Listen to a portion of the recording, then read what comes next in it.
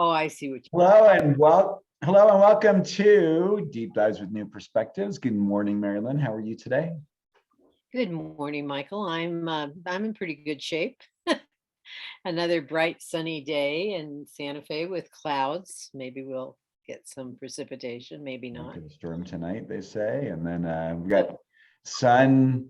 We got a whole little group going on in Pisces. Almost kind of like the weird grouping we have going along around the Ukraine right now. Yeah, what's going to happen? Of course, we have Neptune in Pisces, and that's certainly, a dissolver in terms of, or an illusion. And, what's up with this? And actually, what's going on there made me look up Putin's chart. We have a birth date, but not necessarily an exact time. He was born in 1952, and I believe it was October 7th of 1952, which makes him a Libra sun. He's got several other planets in Libra as well: Saturn, Neptune, and Mercury also in Libra. His Venus, which is always close by, is in Scorpio. And maybe, I didn't even mention that to you before, that Scorpio Venus, maybe this is where you just really can't trust him, because if you ruffle his equilibrium, this is Libra, he's gonna hit you with that stinger. And then he's got, you were saying, maybe a Gemini moon or maybe a Taurus moon, which would kind of put it either in an oppositional position or an inconjunct position, right, to that Venus. Because when I get a sense with him, and then you said, and there's Saturn, Neptune conjunct in Libra. So there's all this duality. And, so it's like this thing of like, how he's playing the game, the Neptunian dream or the vision he's selling to the Russian people, while his Saturn iron fist is like saying, hey, you know what, we're taking this back. But also, like, that's what I think of, like with a Taurus moon, it's like, that's mine. Yeah, and he wants the whole enchilada, whatever. And Venus in Scorpio too, actually. I mean, that's a part too. I mean, it's very, like you said, I mean, it's gonna, you ruffle the feathers the wrong way and it won't forget. Yeah, the thing that really stands out to me is that Saturn Neptune. That he has a vision that he wants to manifest, and with his sun there, it's very strong. And from the reports that I've heard or read, he truly wants to reestablish the old Soviet Union, and perhaps even more than that. Who knows? Who knows? Although, to his east is Mongolia, China, and I heard some news reporter say the other day that they doubted that he would get his way. Not that they aren't, on a diplomatic sense, colleagues or, talking to each other. He wouldn't necessarily get his way with China if he wanted to incorporate China to the former Soviet Union. Who knows? I don't know the full extent, but it just surprised me that he was a Libra sun, because I mean, I'm a Libra rising. I know lots of people who have Libra suns. And of course, I don't know Putin personally, but that energy can often be very engaging. And maybe that's how he seduced Trump. I don't know. I mean, and seduced, I'm talking about in the relationship way. I'm not talking about anything romantic between the two of them. Although who knows? That's all. But I'm not looking at their charts together. Forget that. But typically, Libras have a very nice way about them. And of course, when you do see him talk on television, on news clips here and there, not very many, but he seems pleasant enough. He doesn't seem like a madman. And the chart that came out of Astro Data Bank gave him this um, morning birth, but they're not sure of it, and so I don't want to place too much emphasis.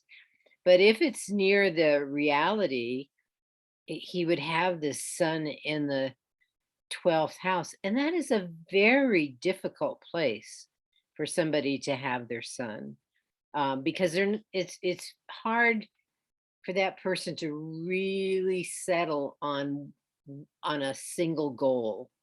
They want this, but they also want that, and they also want this, and so this kind of clarity is not often present in terms of the big picture goals that we as individuals have in our lives. They're not all like as big as Putin's, perhaps, but unless he's just purely out of his mind.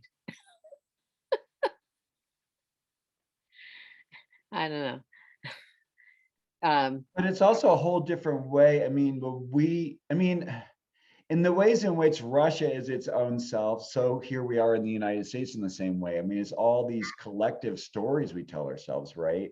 That this is what, and so, Putin is a very good politician that way. He's really understanding and using all those Libran qualities, because one can't be singular in politics, right? There has to be a little bit of duplicity. There has to be a polarity going on, because there's always something being worked out. That's true. Well, it's interesting because Biden's birth chart has his sun. He's a Scorpio sun, the next sign after Libra, in the 12th house. And, one of the things that Biden has done well in his political career is make connections with people.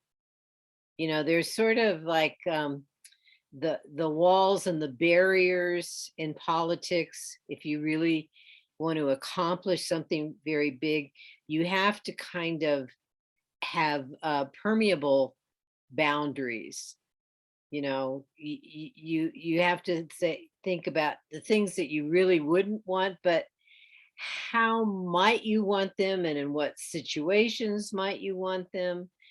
And so Putin and Biden in that respect may be very similar in terms of negotiate. Just like, I mean, the latest thing in these two eastern territories, I don't know if they're like the equivalent of states or whatever, that have supposedly, allegedly declared their independence. Maybe they actually have. I just heard snippets of the news this morning.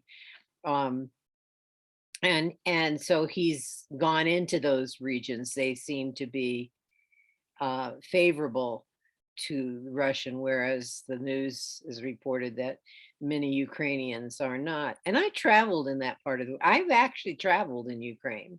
And that, and you see those tanks going across those plains, I'm going, oh yeah. I mean, but but the beautiful parts are down on the Black Sea, where I've also been.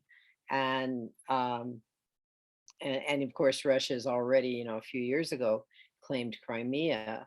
But, Ukraine has a very varied terrain and, a sense of it, and you think about the United States and how large we are, and how the Midwest tends, and the rural parts tend to be more conservative. And I'm not necessarily talking parties here, but they tend to be more conservative.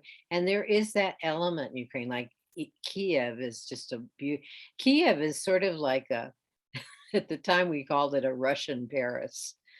It's a very elegant city, or at least it was. I mean, I'm talking a few decades back. but yeah, so Putin might have this very strong vision. Well, he does have this vision, and a lot of people who followed him have said that about expanding Russia for whatever reason. It's Libra, so he wants to be in relationship with these people. I would hope that his sense of negotiating, taking that would shift to, hey, you could be a relationship with, you don't have to be their dictator. I'm not sure in the case of the Libra sun, where the dictator comes from, except that he does have that Saturn close to his sun. So Sun Saturn could be, a very strong authority figure, and he has become an authoritarian. Yeah, it's just that I hate to see Libra used that way. Well, as we know, I mean, I think Libra is one of those, well, I think you see it a little bit with Gemini, but Libra, it's so almost full blown, that experience of like, okay, now I'm going to play Mr. Nice Guy. Now I'm going to play Mr. Not So Nice Guy or Mrs. Not So Nice Person, or, however it is, it's like, getting to play those different roles and experiences. And when you have such a focus there, I think it'd be really hard to kind of pinpoint where one is stepping or focusing energy or Right. Well, people think often of Libra as sitting on the fence, yes. and but I would say people with strong Libra, and I've worked with some of them. I have close friends who are Libra suns. I would say that they try to keep their preferences behind the scenes. Not that they don't go for them, but they don't, they're more negotiators than they are fighters. Right. That's a really good point. When you think of the difference between, Mars ruled Aries and Venus ruled Libra, there's a desire for it working out. And my grandparents were both Librans. Some of my longest standing friends are Librans. I have my lot of spirit there. I mean, there's something that's just really beautiful because there's almost like this allowance, but in a way, it's almost like they're waiting to see like what you choose and then to see what they can go along with sometimes, Yeah, how much of it they can accept and how much they can't. And even in the negotiations, it's always been like, oh, are they going to meet with him or aren't they going to meet with them? And so, you can say he's kind of weighing behind the scenes what can happen. And think of the United States chart, the Declaration of Independence chart, and this somewhat similar in the Constitution chart, where Libra is up there, in the 10th house, maybe into the 11th, it's in that area. And you think about our governance and how, one of like laws are made through lots of negotiation. Regulations are made through lots of negotiation. That has been, and this is where the authoritarian nature that Putin has taken on is a little out of whack with what I would say is fundamental nature. But of course, one could make a case for authoritarians being in denial. I mean, that's really a good point. I think there's that element. I mean, when you get into leadership at that level, these are individuals who believe not too dissimilarly from, God's right, that the royals of Europe used for so long and that other countries have used based on their, there's some supernatural birth, there's some divine gift in it. And, I think when you're imbued in that and when you're around people who don't take that leadership and you can see that the reins can be picked up, you just keep picking them up. And with that kind of energy that he has, he kind of wants to check things out. He wants to he wants to see, how much can he get away with? What can he get away with? I mean, he understands. I mean, you can tell there's, the thing that's really nice about him and Biden is these are both elderly statespersons. They've been in doing this kind of work for decades. They know how the game is played. And there's no one, Scorpio and Libra, I find, are the two most adept in these arenas. Yeah, but Biden's almost 10 years older than Biden's been at it a little bit longer, but I would say that they, because of the level that Putin's been involved for as long as he's been involved in, it's given him a level of experience that, Well, they both studied law, and Libra deals with justice. Right. And he went into, he went into government work throughout his earlier parts of his career. So yeah, so he's definitely got that And orientation. they also, they also both believe in that they're being of service to their country, and then there are other people who aren't going to believe that that's what the case is. And then it's this interesting thing with the Ukraine, because, it is part of the old Soviet Union. There are those who are related to Russians there. And so it gets kind of complicated. It's like, when you go over and you realize, hey, you know what, I don't like the fact that, my kids have married into a different family, and you want to go over there and you want to bring them back into your clan. I mean, there's like almost this, very Cancerian thing that's going on as well, but not really, kind of claiming that the reunification, I think, is kind of like what the wording that Putin's been using in a way, that these are just Oh, our yeah. these are just our family members that got dismembered earlier. You know what's interesting too, it's in terms of that is, and I'm going back to the Saturn conjoined Neptune, a new Saturn Neptune cycle beginning back at that time. I believe close to the fall of the Soviet Union, the Berlin Wall, etc., that was when we last had a Saturn Neptune conjunction. That That'd be about that time, right? solving of hard structures. And so in Putin's case, he's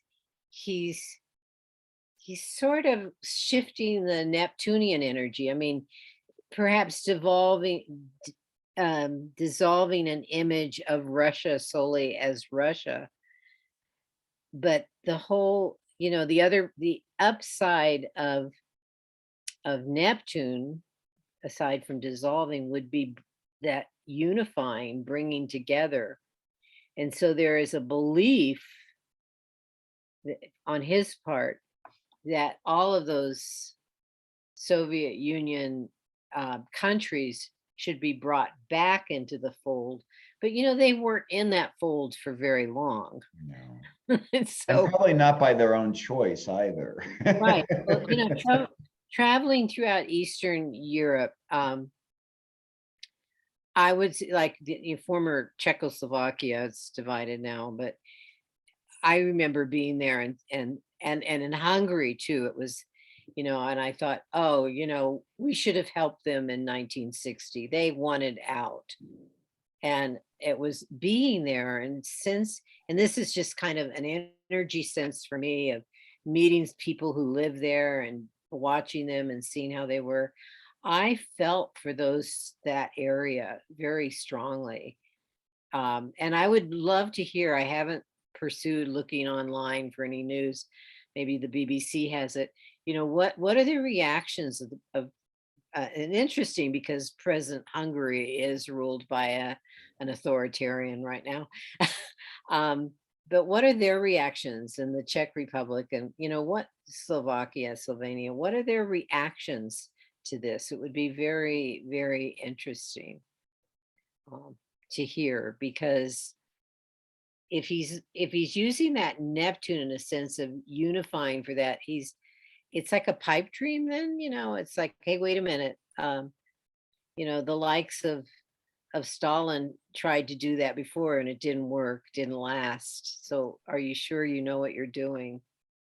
And of course, I mean, to me, that brings up the whole nature of the division, and this is very Saturnian, the divisions of countries to begin with, and cultures.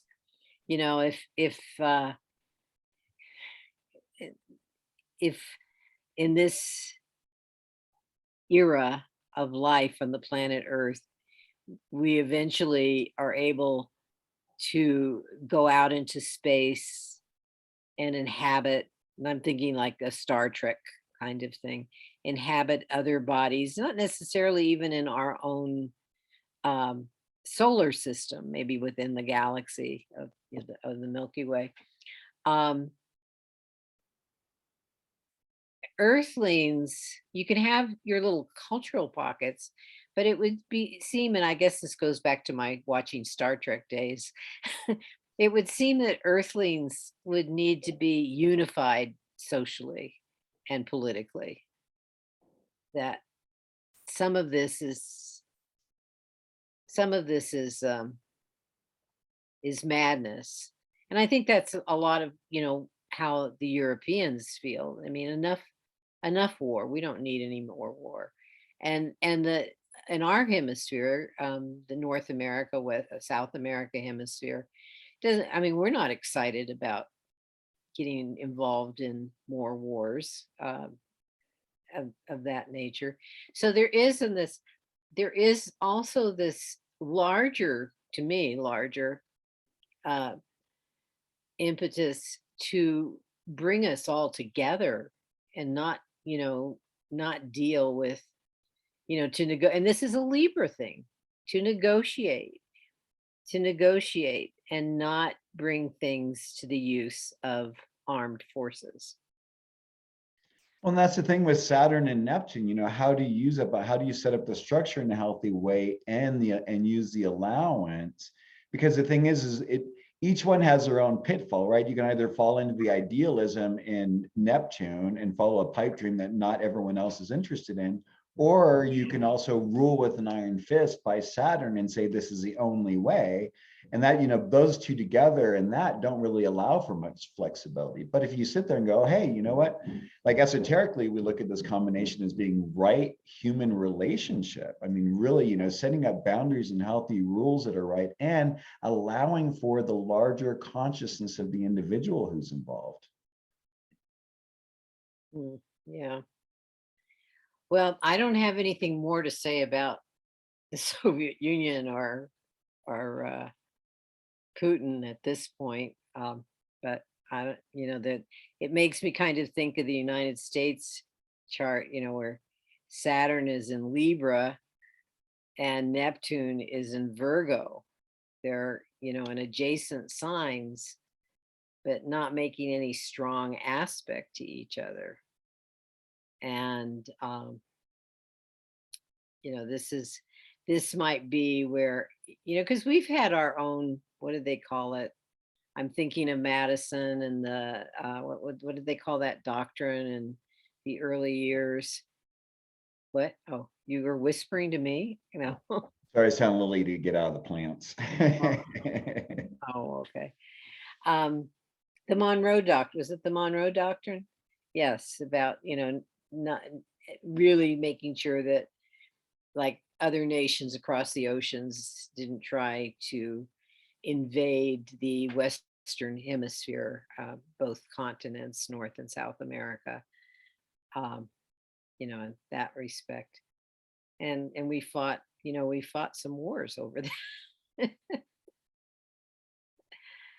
It's like this imperial. Quite arrogant when you think about it for such a young country, to kind of like come up with that and already make a decision that, hey, this hemisphere is ours. When the Europeans and the Orient, were already taking. But think about, I mean, they had relationships with Europe. They knew what was, they knew what was going on. They weren't.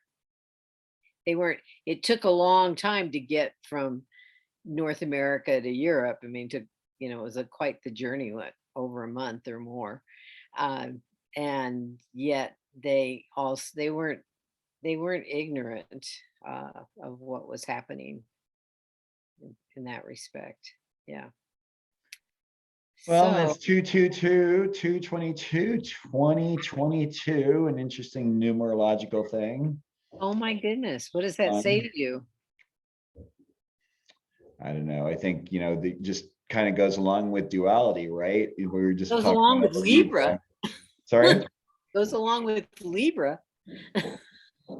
And then there were two. I think, it's just, a lot of this, and I think what I'm seeing like on social media and, with all this opportunity coming now, with all of us moving, with the sun joining Pisces rulers in, Jupiter and Neptune and Pisces. I think it's just like a really great opportunity for us to kind of like remember that we are all connected, that we are all sharing this planet. And I think we have to figure out some way. How do we learn? How do we remember? How do we do we have to go through another calamity? Like you're saying, we don't want more wars, but it's like we're willing to set up these calamities to kind of force ourselves to rise above, and to show up. So, I mean, I guess that's what us humans like to do for ourselves, challenge ourselves to be better. And so we have to set up situations rather than just choosing better. Yeah. Well, it's interesting you bring up the sun in Pisces with Jupiter and Neptune. And what I'm thinking is how so far the pandemic seems to be receding, knock on wood, and mask wearing is becoming less, but not in all places. It's very interesting how that is. And I found myself yesterday out. I had to go to the store to get one thing, and I decided I was going to wear a mask. I didn't care what their regulations were, and I noticed in the store that the majority of people were wearing masks, not necessarily, and that our community college is still requiring masks. And so it's an interesting, we're in a transitory time. And that is so, the Pisces is one of the mutable signs where you're shifting from one season to another. In this case, we're shifting from winter into spring. And technically, probably the most significant transition when we think about it astrologically and developmentally. The shifting, yeah, definitely. Because in a few weeks it'll be daylight saving time again here. How do you like that? In spring. Yes, yes. So talking about shifting, Michael and I are going to take a little break for a while, and maybe recoup and come back later with more astrological information. All of you listeners, followers, viewers are welcome to tell us how you feel about that. And or what you'd like to be seeing. I mean, kind of like this morning, I was kind of wondering, should we be adding like a pragmatic element, what people can be doing given the energies that are going on, or how to look at things. I mean, it's no fun. I mean, it's fun for Merrylin and I to sit here and hang out and talk, but it'd be nice that it's also, being a service to you out there. So please, feel free to leave us comments. Please feel free to email us. My website is coremichael, COREMICHAEL.com. Merrylin's is moonwiseastrology.com. That's moonwiseastrology.com, where you can read my daily moon minutes, and there's links to the Moonwise show that I do at KSFR. You can listen to those anytime. And so, yes, there we go. Okay, great. Well, wishing everyone all the best during this time, and thank you, Merrylin. It's been a lot of fun, and we'll see what we do from here. Okay. Take Bye. care. Bye.